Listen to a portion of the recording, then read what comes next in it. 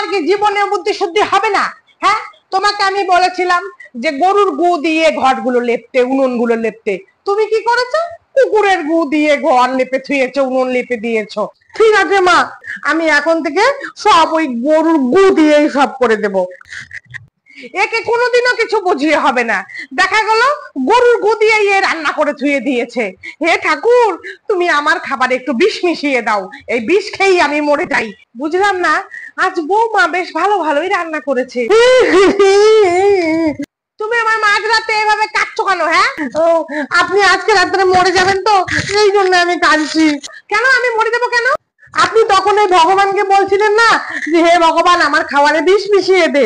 তা আমি তো আপনার ওই খাবার থালা সাজিয়ে নিয়ে ভগবানের অপেক্ষা করছি, ভগবান তো বিষ মিশাতে আসলো না, তাই আমি আপনার খাবারে বিষ মিশিয়ে দিয়েছি। খোকা, আমাকে হসপিটালে নিয়ে চল।